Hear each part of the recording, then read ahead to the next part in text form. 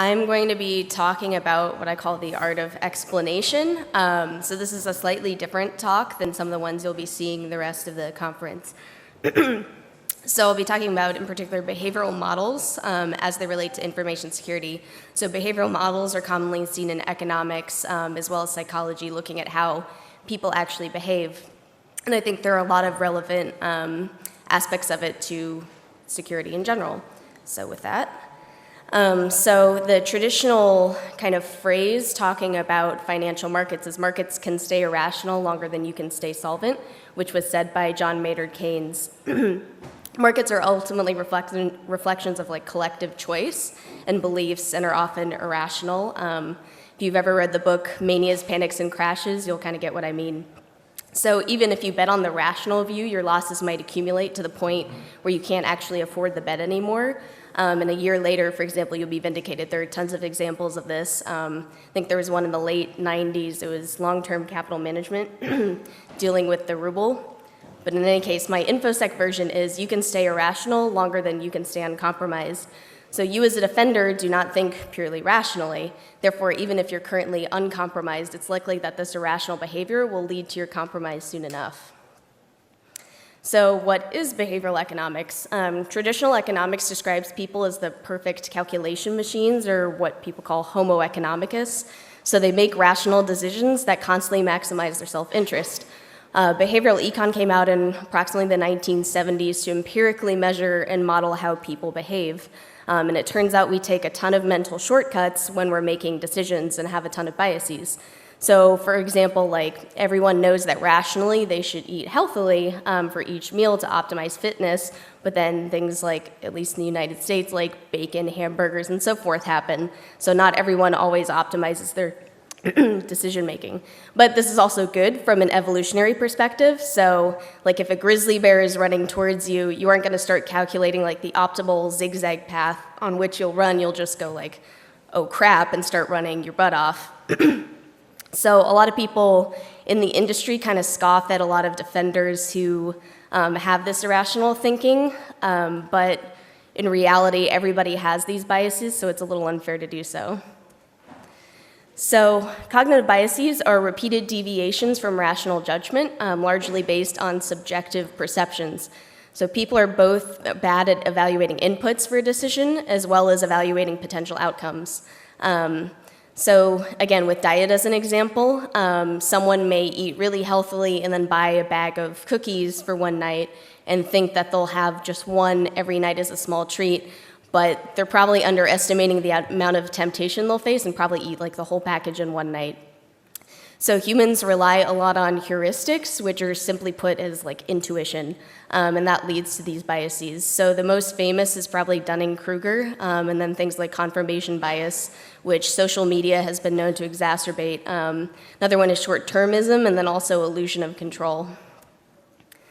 So these biases are relevant in all areas of life, but I think particularly InfoSec.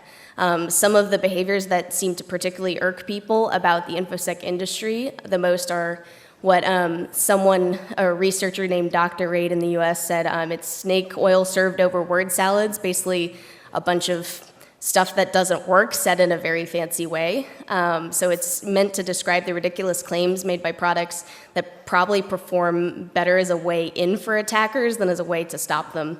There's also way more hype for APT or sophisticated attacks than the ones that defenders actually repeatedly encounter, like phishing, web app attacks, or even ransomware. Like, for example, the NSA director recently said that none of the major breaches over the past year actually used ODE, which is pretty surprising given almost all of the breaches have claimed that sophisticated nation-state actors have been the ones who have hacked them. Defenders also don't seem to learn very much from their mistakes. They keep getting owned via the same methods, but are buying the same products. Another gripe is that data-driven approaches aren't used very much, or as much as they should be used. So Etsy, which is an American e-commerce company, their team talks at a ton of different conferences, and particularly at length about their data-driven security strategy. But the rest of the industry hasn't really caught up to them and hasn't really seen the benefits that leveraging data can be versus kind of the traditional block and tackling approach. And overall, defenders don't seem to be trying hard enough to escape the cat and mouse game with attackers, kind of like the cat whack-a-mole that Daniel talked about. And so they're perpetually and kind of woefully behind. So my goal, it's not to say like this is the absolute church truth. It's to start a different type of discussion about how to fix the industry, but using insights from a different field that kind of covers everything, that looks at how people actually behave rather than how they should behave. So I've made my own conclusions and assumptions on these implications that these different biases have in InfoSec, but it's a lot more of a framework than, again, like a law. So I'd love to hear anyone's thoughts or conclusions and have lots of healthy disagreement in discourse because that's how progress is made. Then finally, I want the defense shaming to really stop. Defenders aren't stupid or bad. Everyone falls prey to cognitive biases. So it gets even worse when they're like really high stakes problems that don't have a very clear solution. So let's try to tone it down a bit. And then finally, if anyone wants to collaborate on an empirical study, I'm definitely game. So what am I going to cover? Probably the biggest theory, which I'll get to, is prospect theory. And then I'll also cover time inconsistency, dual system theory, and then a little bit about the nature of groups versus individuals. And then obviously, what can we do about all of this?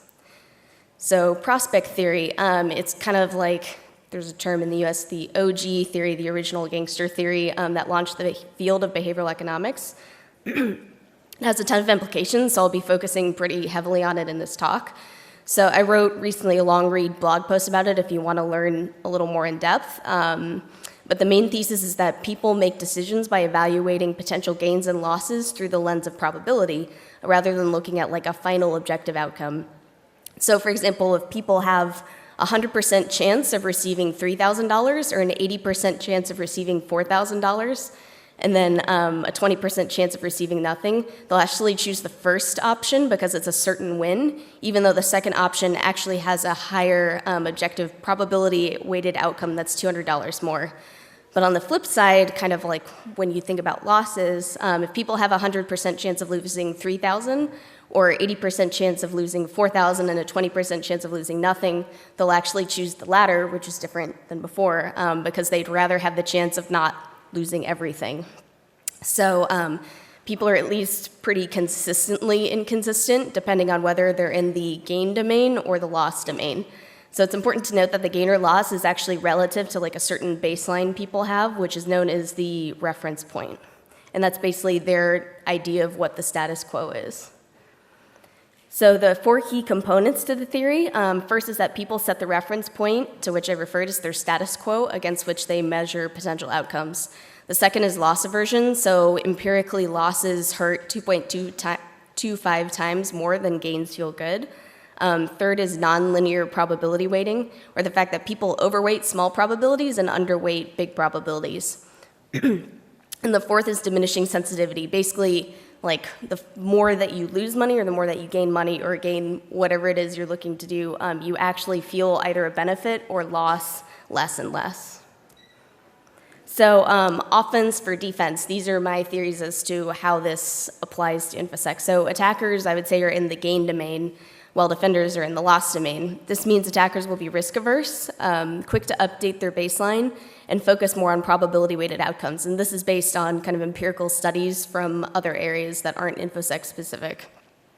Losses to attackers actually hurt 3 times more, or 3 times as much as losses to defenders. So that's like a 6.75 times kind of multiple on like a potential loss for them than a gain. So it hurts, nearly 7 times as much for them to lose something as it feels good for them to gain something. Defenders, however, are risk-seeking, so they're slow to update their baseline, and they focus more on absolute outcomes rather than probability-weighted ones. By that I mean, after a loss, they care more about an outcome that would return them closer to the baseline, even if that's unlikely. So I would argue a defender's reference point is a security posture in which they can withstand set Z of attacks, whatever those are. They don't experience any materially significant breaches, like something requiring a financial disclosure, and they spend like X dollars on products to meet minimum compliance standards, because those aren't really part of the equation. And an attacker's reference point is successfully compromising a target for some sort of cost, without being caught like before they get whatever they need to do and before achieving their goal with value of like a Y. So I would argue that basically when do defenders feel a loss, when do attackers feel a loss, and then a gain. So defenders feel a loss when they're breached with, say, that set Z of attacks that they thought that they could actually protect themselves against, or experience a significant breach. The gain for a defender, that's a little tricky given they're in the loss domain, but it would be from successfully stopping attacks that are not included in set Z. So basically those that they assume they can't stop, think like the extra sophisticated attacks.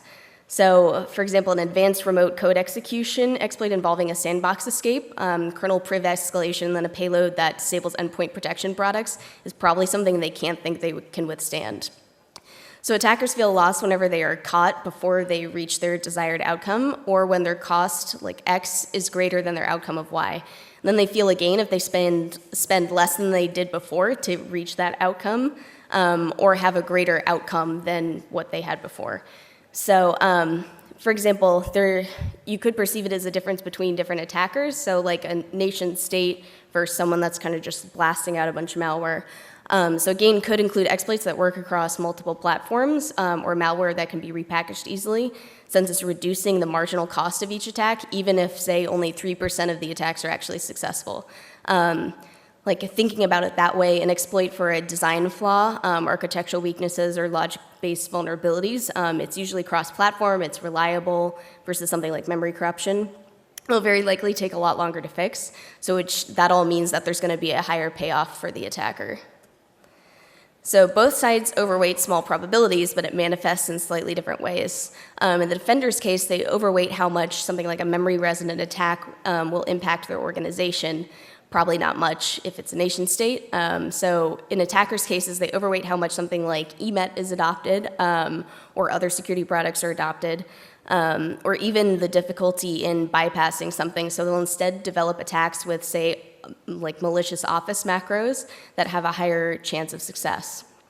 Once defenders experience a loss, they're a lot more likely to pursue risky strategies to get them closer to that reference point. So for example, the 5% chance of stopping a sophisticated attack is something they'd rather do than the 95% chance of stopping, the chance of stopping like 95% of all phishing attacks, which realistically is going to damage their business more. So the result of this, that tools that stop less sophisticated attacks with a high degree of certainty tend to be a lot more under-adopted based what you would assume given how much of the attack surface they eliminate. So examples of this are two-factor authentication and whitelisting. Whitelisting is a lot trickier to implement, but something like two-factor is actually really easy to integrate, and it's actually alarming how many companies don't use it yet, particularly consumer-facing ones. A kind of bizarre case is actually EMET, which it's Microsoft's free anti-exploitation tool. So it's one thing like your grandmother doesn't know about it, but for corporations not to have adopted it in Windows environments is a little odd. It feels less, though, like a hand-wavy magical anti-APT tool, which means that it hasn't been adopted nearly as much, even though it stops a lot of attacks.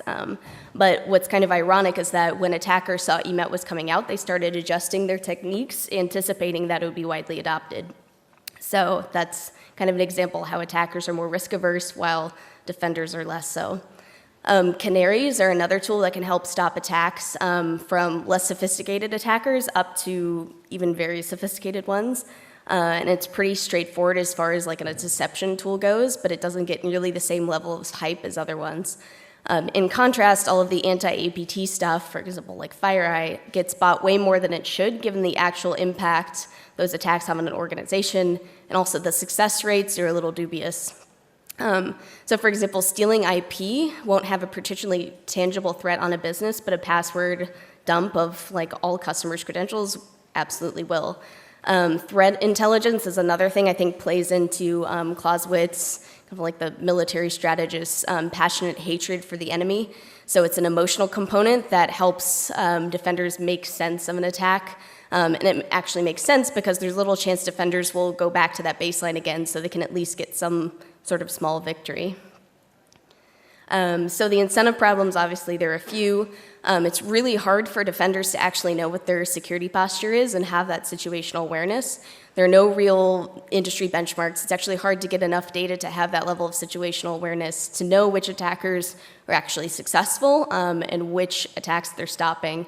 So it's not really, they aren't really sure what value an attacker gains from hacking them, which isn't great. That's why there's been a lot of talk about profiling your own organization to figure out kind of like what assets are most important to you. Defenders' reference points are also more out of date than attackers. So it's probably anchored to whatever they thought that their security posture was, say, 2 or 3 years ago, which isn't great. So in the meantime, though, say if it's 2014 as the anchor, attackers have had 2 years to kind of improve their techniques and processes. So that's also putting defense at a disadvantage. Attackers, however, can kind of tally their cost as they go rather than have that huge delay. And they can guesstimate kind of the value of a successful attack. It's a little trickier when you think about nation state and not something that's more of a tangible like money stream thing. And hacktivism as well, that's a little fluffier as far as what the benefit is, but it's still a lot easier to calculate. They have better feedback loops as far as what works and what doesn't. It's pretty obvious to them if they're successful or not, so they can more quickly update that reference point. But attackers also really hate losses, so they'll work a lot harder to avoid them. So moving into time inconsistency, which all of these are very related. So people's preferences change over time. Your current self is different from your future self, but rationally, your choices should actually be the same regardless of when the outcome will come to fruition. So for example, like you committing to something a year from now, your future self in reality probably will say, I don't want to do that anymore, but realistically that shouldn't happen. People tend to discount future rewards or outcomes following a hyperbolic curve, not an exponential one. So a classic example is the marshmallow experiment. So children are told either they can have one marshmallow now or they can have, say, 2 or 3 in a later period of time. Obviously, rationally, they should wait and get the 2 or 3 because that's better than 1, but in reality, very few wait. The bias can be good. For example, with financial risk, it does make sense to weight a financial return more heavily today because, for example, with an equity, you own some sort of shares in a company. The company may not exist in a year, so it kind of makes sense. So time inconsistency, information security. So everyone here is probably familiar with technical debt. Obviously in security, it's more like, okay, we know that there's this problem, but we'll make it secure later, which isn't great. Also preferring out-of-the-box solutions versus ones that are trickier to set up. For example, whitelisting. There's a huge upfront time investment in setting up kind of like everything you need for the whitelist, even though there's a huge payoff. So people would rather something that kind of is like a blinky box that you can just stick on the network and it works immediately. Also a big one is only looking at current attacks versus building in resilience for the future, which when you consider the underweighting and overrating probability issue from prospect theory really exacerbates the issue. So one thing that's kind of interesting to think about is information security as a public good. So a big kind of topic in the past decade has been things like climate change and what can be done to get people to be more aware of it. So environmentalism efforts have really kickstarted a lot of behavioral economics research into how we can start incentivizing people to care about the environment, which turns out is really tricky. So in these studies, what's kind of interesting is that who cares depends on kind of like different groups.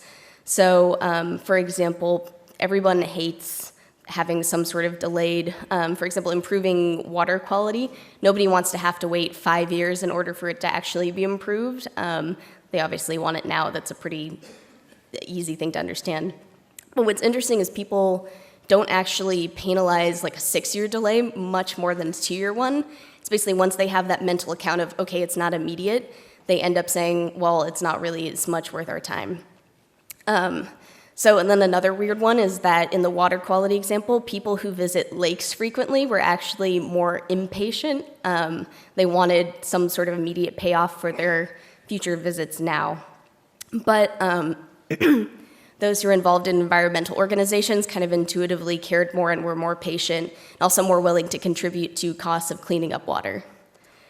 So what could this mean for information security? So if it is somewhat of a public good, and by that I mean, I do think in some ways it is something where, for example, when Sony got breached, it wasn't really them that had to bear the cost of the breach. It was more the people who were doxxed. Same thing kind of in this, in the ongoing DNC in the United States and WikiLeaks thing with the election. It isn't necessarily the DNC itself that got hurt. It was obviously Hillary and other people that were involved in the organization, even people kind of on the outside.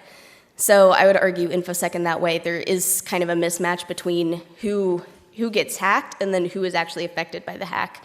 So in theory, if InfoSec is somewhat of a public good, it could mean that you might as well pursue like really long-term projects on a 5-year scale rather than ones that are on a 1-year scale, because people are kind of equally as impatient about both. Things like employee turnover will only exacerbate the problem. I don't know necessarily what the work culture is like here, but particularly in technology in the United States, people tend to rotate every 2 years, which means anything longer than that 2-year time horizon to them, it's like, it's not gonna be my problem, so they may be equally willing to work on that as something, that's a year. So those who use security tools more, in theory, it's kind of like the people who visit lakes, maybe they will be even more impatient because they want the results now. But perhaps even though security organizations sometimes get a very bad reputation, maybe those are actually good because it creates that sort of buy-in for people to care. So dual system theory, essentially dual system theory is saying that like in our brains we have 2 different systems going on. So mind system 1 is automatic, fast, and non-conscious. System 2 is controlled, slow, and conscious. So system 1 is very often dominant in decision making. It makes sense from an evolutionary perspective, like we needed to make snap judgments. But it's particularly enhanced by things like time pressure, busyness, and also positivity. If we're given positive feedback, we're more likely to trust our instincts more and more. System 2 is more dominant when it's personal or the person is held accountable. So, for example, if you know that whatever choice you make is directly, the outcome is directly going to fall on you, you're probably going to slow down and recheck your thinking. So in information security, I would say system 1, the instinctual one, buys products based on flashy demos at conferences. All the vendors here, I'm sure, are fantastic. Then also like sexy word salads, I would put it, something that, we stop all of the APTs, sophisticated, all the cybers, whatever, rather than actually saying what it does. System 1 also prefers established vendors versus taking the time to evaluate all products, even if they don't have tons of funding or they haven't been around 10 years, so forth. System 1 prefers sticking with known strategies and product categories rather than trying new ones. So, for example, in the EMET case, when it first came out, it could, even though it was produced by Microsoft and obviously integrated very well with the existing platform, it could be still seen as too risky versus sticking with antivirus that hasn't really been updated since 1998. System 1 also cares about ego.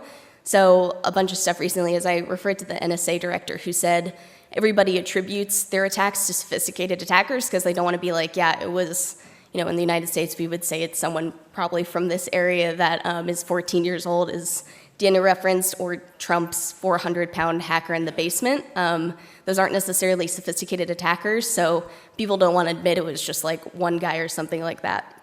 That's part of ego. So a big question is, what about groups? And unfortunately, there's not a great answer, and this is a problem with behavioral economics in general. I would say it's only really been in the past 10 years, maybe the first paper came out 20 years ago, talking about collective decision-making behavior, like in groups and teams, rather than individual. So unfortunately, there's not a lot of evidence to go on. But obviously, it's extremely relevant to information security, because very rarely is it just one guy. It's normally some sort of team. So basically, what the conclusions have been is it either can exacerbate biases or it can reduce them. So in reality, we don't really know what it'll do. It won't be the same, most likely. It'll probably have some sort of effect. But it's pretty clear that it depends a lot on your decision-making process, the types of biases you have, the strength of those biases, and then also kind of like the bias or preference distribution among your group. So obviously, if your group is very heavily weighted towards one sort of system of beliefs, like, yeah, we really need to go for those really tiny probability attacks, you're a lot more likely to double down on that. And then a big problem is who sets the reference point for the group. It would be nice if kind of there was some sort of equal anonymous voting distribution for like, okay, here's what we think the collective reference point is, but it's a lot more likely that it's probably going to be one person who decides it. So in that vein, a leader also creates social issues. So if you have one person kind of at the top of the hierarchy, that's going to create some problems. So for example, there's tons of evidence that if a leader states their bias towards some sort of decision, that tends to actually set the decision because people will want to show that they're part of like the in-group by agreeing with him or her. There's also some evidence that groups have stronger what's called escalation of commitment, which just means doubling down. So if they've invested a lot in, again, like a FireEye box, even if it's not working, groups are actually more likely to say, okay, let's continue to spend money on it and let's stick with it, rather than, okay, maybe let's try something else. I'd say the term groupthink exists, or hive mind exists for a reason. A lot of times being in a group of like-minded people can just continually self-reinforce, then also kind of continually narrow perspectives. And finally, groups are actually potentially better at self-justification, which just means like being able to justify one's decision on rational grounds, even if it's not actually rational. So it's worse in groups because every individual feels like the situation is out of their control and thus thinks it's other factors rather than their decision-making process that is causing the negative outcome. So the question is, what can we do about it? So improving heuristics, which again are those instinctual-like biases, and say at an industry level, only hyping legit bugs or attacks, as Daniel said, like, I think he was talking about shell shock, like, probably didn't need to be hyped. Something like Heartbleed was pretty bad, so maybe that's legitimate, but I think it's very unlikely that the logo trend for new vulnerabilities will go away, even though, anyone's dirty cow, I guess, is pretty legitimate, but I think that's one that's going to be hard to change because that's more of the media. Proportionally reflecting the frequency of different types of attacks, which tackles like the familiarity problem. It's unlikely, but it's easier. I'm a big proponent of more data sharing to a certain extent to be able to get a better sense of like, particularly on industry by industry level, here are the people who are attacking us, here are their TTPs, like here's the vectors of attack that we're seeing the most. Which also gets into publishing accurate threat data and sharing security metrics. A lot of times it's vendors who are putting out these reports, which you can definitely argue if they're neutral or not. So I think having some sort of unbiased report would be really helpful. Then finally, at talks like these and everywhere globally, I think it's important for defenders to talk more about like the boring part of defense, the unsexy technology that really works. Again, I highly recommend checking out all of the Etsy security team's presentations because they cover that a ton, like what tools they've built that actually work. So again, yeah, cool internally developed tools that work really well. It's also important to emphasize. So changing the incentives at the defender level, obviously the incentives are pretty weighted against them, which is part of the reason why attackers often win. So despite what Daniel said, I do think raising the cost of attack is important from this lens. I think what that means practically is, what I would say is like, if you have kind of the spectrum of like, this is very hard to do, this is easier to do, like cut out the low-hanging fruit, yeah, like they're still going to shell out 1.5 million for an iOS exploit if they really need to, but at least you can stop it from like drive-by malware downloads or whatever, because that's way too easy and it's sort of embarrassing. But I think it's not just about raising the cost of the attacker, it's also decreasing the value of the outcome. So for example, having customer data just like in different silos rather than all just in one place, having strong access controls, having micro-segmentation in place on those databases is really important, because that way if the attacker gets in, they also have to get in multiple times. Two-factor authentication is part of that as well. You can get credentials, but two-factor means that you can't just use them all to get tons of customer data. Also find commonalities between different types of attacks and defend against the lowest common denominator first. So for example, I think it was Fancy Bear is the new, I guess, name that they've attributed to the various election hacks, and those happened still via phishing links. They were pretty sophisticated. It looked like, I think, a Google, your account has been, we've detected suspicious activity, reset your password, something like that. But it's still a phishing email, and in theory, they should be able to detect that it's like a bit.ly link and not the actual Google link. There's some products, particularly managed security services, that do that sort of phishing detection, but there's really not enough. But to look at, from the Nigerian prince scammers up into those sophisticated type attackers, like if you can stop all of that just by eliminating phishing, that's pretty impressive. Also eroding the attacker's information advantage. So in a presentation I gave recently about privacy too, I think it's important to keep things like HR profiles locked down, be careful about social media presence and so forth, because the more data that you're leaking about who's in your organization, who matters, who might have access to what sort of like servers you're using, the more likely it is the attacker will feel confident, like, hey, I can actually conduct this attack. So it's reducing their fear of a loss. So if you can erode that information advantage and increase like, hey, we're not sure if we can actually pull this off, it means they're less likely to attack you. Also, a data-driven approach helps you stay, quote unquote, honest. So again, defenders have really bad reference points. The more data you can have, the better you can say, okay, like I know that this reference point is pretty accurate. So leveraging attacker weaknesses, as I just mentioned, eroding the information advantage is big. But again, the key is attackers are still risk averse. They won't attack, again, depending on kind of like their reference point and different types of attackers. If there's too much uncertainty, it costs too much, or the payoff is too low. So keeping those in mind when developing your strategy is really important. So again, block low-cost attacks first, minimize the ability for reconnaissance activities, again, eroding the information advantage, stopping lateral movement through something like microsegmentation, again, just like basic access controls, limits the ability to like one-stop shop for them, which again, like reduces their ROI a lot. Then promoting system two, the rational way of thinking. So hold individual defenders on your security team accountable for the decisions they make, like the products they buy. Have them have to report like, here's how this product is performing, here are other options we could pursue, and kind of have that lens, particularly in case of a breach. Having that one person accountable is very important.